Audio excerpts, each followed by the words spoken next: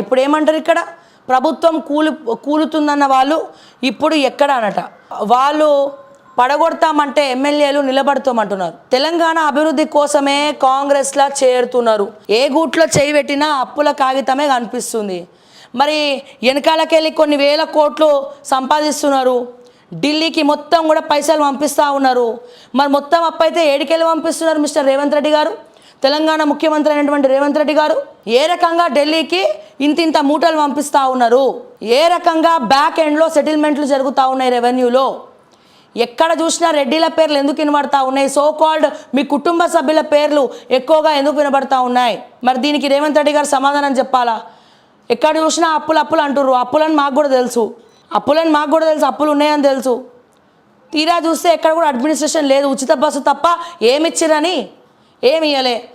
మరి ఇన్ని వేల కోట్ల రూపాయలని ఎట్లా ఢిల్లీకి తరలిస్తూ ఉన్నారు? ఎట్లా మీ ఖజానాలు నింపుకుంటా ఉన్నారు? మీరు సెటిల్మెంట్లు చేసిన డబ్బులు తీసుకొచ్చి సంక్షేమ పథకాల పెట్టే బాధ్యత మీకు లేదా? లేకపోతే ఎట్లనో మా సీఎం పీఠానికి మళ్ళీ ఇబ్బంది కలుగుతుంది, ఒక ఏడాది ఉంటామో తెలియదు. ఒక పక్క సీనియర్లు ఒకడు కాడవట్లా అవుతాడు, ఇంకోటి జుట్టువట్లా అవుతాడు, ఇంకోటి చేయవట్లా అవుతాడు. ఫస్ట్ నా పీఠాన్ని నేను కాపాడుకోవాలి. ఈ ముఖ్యమంత్రి పదవులు ఉన్నప్పుడు ఎంత ఉంటే అంత దోచేసుకుందాం, సర్వం నాకేద్దామన్న ఏమన్నా ప్రిపేర్ అవుతున్నారా? సాక్ష్యాలు కావాలంటే గవి కూడా ఇస్తాం మేము, టెన్షన్ ఏం పడకండి సార్ రేవంత్ రెడ్డి గారు. మరి మీ మీరేమో ఇంటర్వ్యూలలో మా కుటుంబ సభ్యులు ఎవరు కూడా జోక్యం చేసుకోవద్దు అని చెప్పి మీరు చెప్తారు. ఎక్కడ మంచి శాటిలైట్ ఛానల్లో కూర్చొని నాదే 10 ఏళ్ళు నేనే ముఖ్యమంత్రి, చాలా ఇట్లుంటుంది మీ స్టైల్. ఓకే, ఆడ చూస్తేనేమో మీరేమో అక్కడ చెప్తారు మా బ్రదర్స్ అందరికీ చెప్పేశానండి నేను కూర్చోబెట్టుకొని, అసలు ఎవరు కూడా దేంట్లో కూడా ఇన్వాల్వ్ అవ్వద్దని చెప్పేశానండి నేను. అసలు వాళ్ళు ఎక్కడ కూడా ఇన్వాల్వ్ కారండి, మా బ్రదర్స్ ఎక్కడ ఇన్వాల్వ్ కారు అని మీరు ఇంటర్వ్యూలో చెప్పినంత ఈజీ కాలేదు. మరి మీ బ్రదర్స్కి మీకు ఏమైనా బాగాలేదా? సత్సంబంధాలు లేవా? మీ పేరు వాళ్ళు వాడుకుంటున్నారా? లేకపోతే మిమ్మల్ని ఏదో ఒకటి చేసేదాకా ఊరుకుంటలేరా? అంటే ఎక్కడ చూసినా 3 పేర్లు అయితే కరెక్ట్గా వినబడతా ఉంది. ఒకటేమో కృష్ణారెడ్డి పేరు, ఇంకోటేమో కొండలరెడ్డి పేరు, ఇంకోటేమో తిరుపతి రెడ్డి పేరు.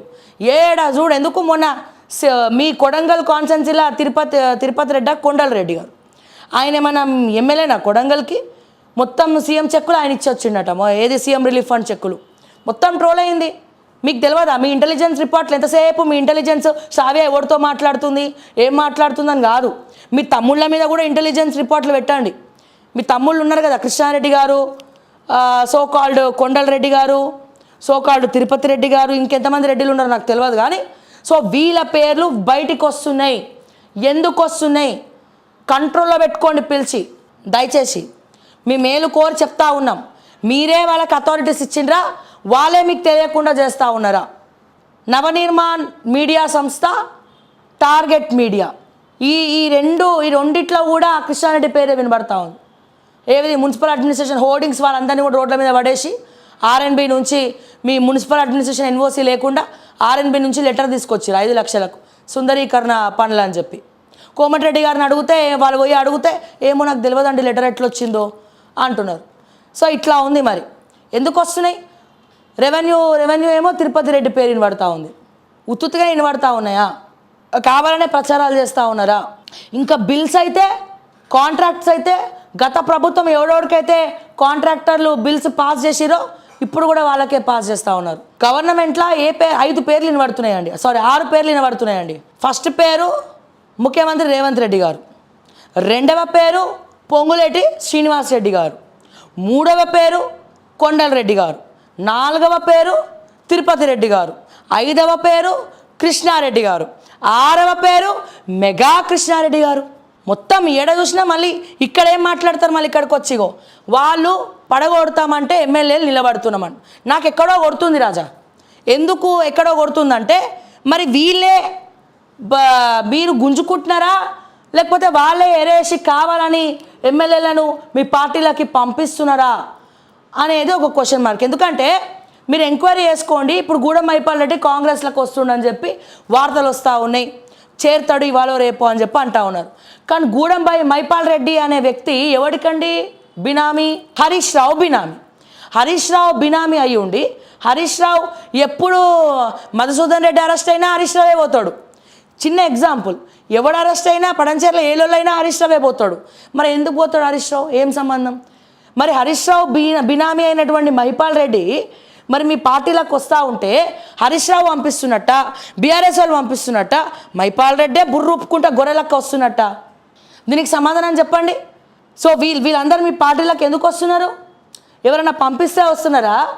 మీరు అనుకుంటున్నారు మీరే కండవాలు కప్పి రాత్రి మిడ్ నైట్ ఈ ఏమంటారు బందిపోట్ల ముఠాన్ని తీసుకొచ్చి రాత్రిపూట అర్ధరాత్రుల పూట చేర్చుకుంటారు చూసినా, గట్ల 1 గంటకు చేర్చుకుంటున్నారు.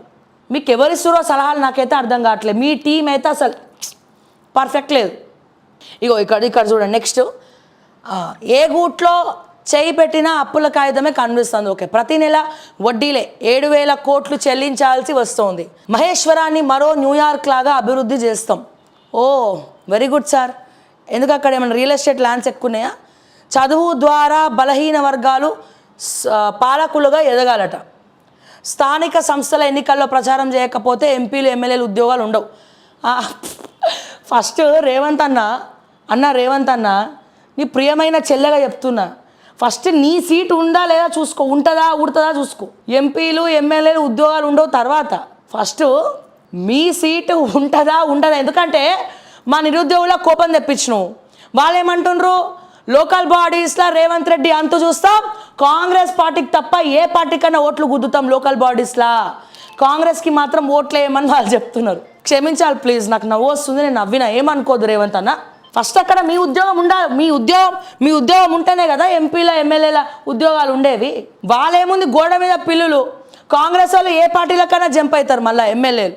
ఇప్పుడు ఆ పార్టీ నుంచి ఈ పార్టీ వచ్చినోడు ఏమైనా సెంటిమెంట్ ఉంటుందా రాజకీయ నాయకులకు?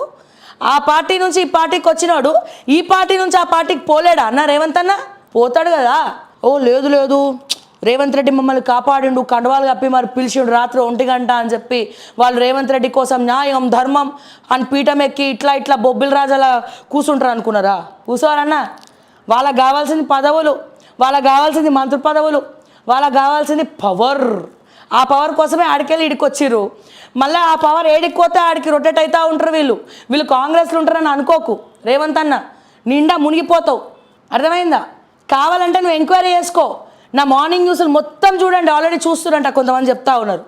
మొత్తం చూడండి. గత ప్రభుత్వంలో శ్రావ్య ఏం మాట్లాడింది, ఇప్పుడేం మాట్లాడుతూ ఉంది, గతంలో నేను చెప్పినవి ఇప్పుడు నిజమైనయా లేవా, ఇప్పుడు చెప్తున్నవి కూడా ఫ్యూచర్లో నిజమవుతాయా లేవా? మీ ఫ్యూచర్ నాకు కళ్ళకు గట్టినట్టుగా కనబడతా ఉంది. అది మీరు నా ఫోన్ ట్యాప్ చేసిన, ఇంటెలిజెన్స్ నిఘా నా పైన పెట్టినా ఏం కాదు అందులో ఏడా దొరకదు. ఎందుకంటే మీకంటే తెలివైన దాన్ని నేను. అర్థమైందా? ఇగో ఇక్కడ చూడండి, ఇక్కడ ఎంపీలు ఎమ్మెల్యేలు ఉద్యోగాలు ఉండవట. ఫస్ట్ రేవంత్ రెడ్డి గారు ఉద్యోగం ఉంటుందా లేదా అదే ఆలోచించుకోండి రేవంత్ అన్న. ఎందుకంటే సో కాల్డ్ జర్నలిస్టులు రెడ్డి అనే ట్యాగులు మీ పేరు చెప్పుకొని కూడా సెటిల్మెంట్లు చేసుకుంటున్నాయి, పైరవీలు చేసుకుంటున్నాయి, చాలా చేసుకుంటున్నాయి. మీ పేరు వాడుకొని వాళ్ళు చేయని దందా లేదు. అది కూడా ఎంక్వైరీ చేసుకోండి. మీ సీఎం పేసీలో ఎవడెవడైతే జర్నలిస్టులు ఉన్నారో, ఎవరెవరైతే పిఆర్ఓలు ఉన్నారో వాళ్ళ మీద నిఘా పెట్టండి, ఇంటెలిజెన్స్ నిఘా. ఆ తర్వాత నిజం నిక్కచ్చిగా మాట్లాడే మాలాంటి వాళ్ళ మీద కాదు, అప్పుడు మా దగ్గర పెట్టండి తీసుకొచ్చి. ఎంపీలు ఎమ్మెల్యేలు ఉద్యోగాలు ఉండవు. హయత్ నగర్ వరకు మెట్రో రైల్ విస్తరణ సీఎం రేవంత్. గీత కార్మికులకు కాటమయ్యే రక్షక కవచాల పంపిణీ. నేటి నుంచి ఆన్లైన్లో సీఎంఆర్ఎఫ్ అట. సాయం కోసం నేరుగా దరఖాస్తు చేసుకునే అవకాశం.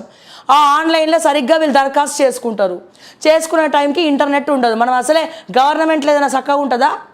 వైఫై స్లో, లేకపోతే ఇంకేదో గవర్నమెంట్ వాడతారు. ఆ ధరణి పోర్టల్ లెక్క ఆ పోర్టల్ ఇంకొక పోర్టల్ అవుతుంది. ఆన్లైన్లో అప్లై చేసుకోలేదమ్మా, నీది ఆన్లైన్లో అప్రూవల్ లేదు, నీకు సీఎంఆర్ఎఫ్ రాదని చెప్పి పంపించేస్తారు. ఇదే కదా జరిగేది.